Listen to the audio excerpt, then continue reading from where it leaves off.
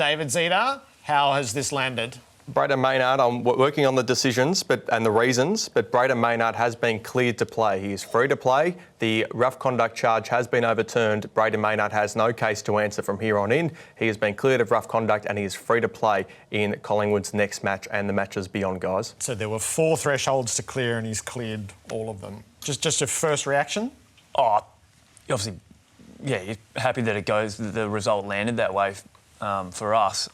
It doesn't make you feel any better with what happens with Angus and how he's feeling at the moment, but clearly for us, he's an important player, and the club felt like they had a case that was going to be strong enough to get the result. So, yeah, I'm happy about it, but like I said, it doesn't make me feel any better about what happened to Angus. Do you agree with the decision, Doc? Yeah, I do. As I was saying before, I think there's an inherent risk in playing AFL footy that sometimes in football actions people are going to get hurt, and that's whether that's concussion, that's other injuries, and this is just an unfortunate, in my eyes, it was an unfortunate accident. He's gone up in a game that's very important to the footy club to smother the ball on the way down.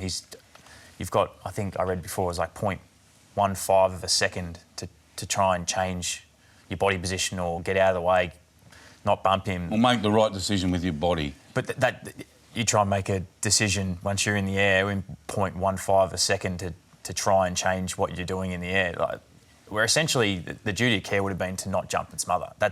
If we're going that far. But that's smothering in our game of footy is an integral part. And I don't think we'll find too many situations where this will exactly happen, but I think it just highlights that there's risk in playing AFL footy, and that's okay. We'll go out there knowing that. And very unfortunate for Angus to be in the situation he's in, but yeah, I'm pleased that he's got off. What's your thoughts, Stuart? Yeah, I'm totally comfortable with the way that case unfolded, that it is an outcome that matches the circumstances, that it was reasonable to embark on the smother, that the impact was possible but not inevitable. I totally accept that, having listened to the whole case, and that the 0.12 or 0.15 of a second it just doesn't allow a conscious decision. All it allows is the flinch, and the flinch here is regrettable. It has an awful outcome, but it was a flinch and not a conscious decision, and that's from the experts. That's what the science will say. And I think even as players, like, we've been incredibly, the education and the way that it is trending, yes, with the head trauma that's been affected with players not only playing but the ones in the past.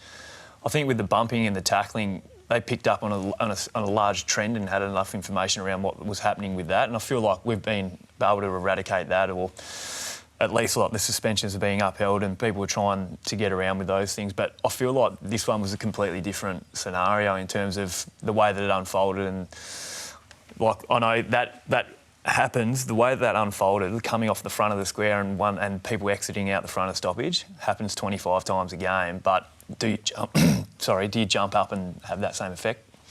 I dare say Bruzzy probably won't next time, but things like that can happen. But I feel like the trend of the game was tackling and bumping because we had multiple concussions with those scenarios. This was just a completely different kettle of fish, so whether or not they got enough information, I'm not sure. But are you emotional about this? Because it happened on Thursday to like someone who's so much loved at the club, and I just feel like the way he'd been treated. Do you reckon he's been victimised? Well, he's been treated like he's a villain in the whole scenario, and he plays in an aggressive manner, but he is the most caring human that you'll ever get. So the way that it kind of unfolded from Thursday to Tuesday is a hell of a long time for him to be able to process it, and there's a lot of noise around it. So it would have been great if it happened on Friday night. I know that probably can't happen, but it's been a long 5 days, and I'm just really glad about the result because I feel like he can actually get a night's sleep and take a breath. And he was just so remorseful by getting in contact with the family and Angus, and to Angus's partner as well. And that's just the kind of guy he is, regardless of who it is. He will always do that stuff. So nice to get the result for what is a caring guy. What about the accusation that he deliberately went out and hurt? In that moment, he tried to hurt Angus. How does that sit with you? Not well at all, because I don't think he doesn't do that. I think he tackles aggressively as anyone, but he's not going out there to try and knock someone out. I don't think anyone can draw those kind of conclusions. And he trains extremely aggressively as well.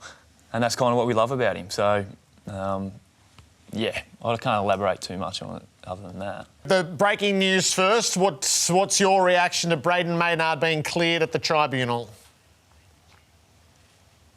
Yeah, I honestly thought he'd get off. So yeah, not too surprised. I know there was a lot of conjecture over it, but yeah, was expecting him to get off, and he did. You know a thing or two about contentious tribunals, particularly in September. Did you have a moment or two of empathy for what he would have been going through these past few days? No, I wouldn't say I was too empathetic. Be honest, zero. No, I didn't. No, you're right. No, it obviously, anything you do this time of year, it gets magnified, and I know it would have been annoying for him being in Melbourne. Everyone he ran into over the last 4 days would have had something to say about it, but it is what it is, and that's finals footy, and he gets to play the prelim, so that's it's good for him. All right, so what is it like to live through a week like that from your experience? Yeah, it's not great. I can get all encompassing, and I guess I got off one and didn't get off one, so I've had different sort of emotions, but you'd rather not be in that position. I'll give you the hot tip. How did Jeff Gleeson describe it?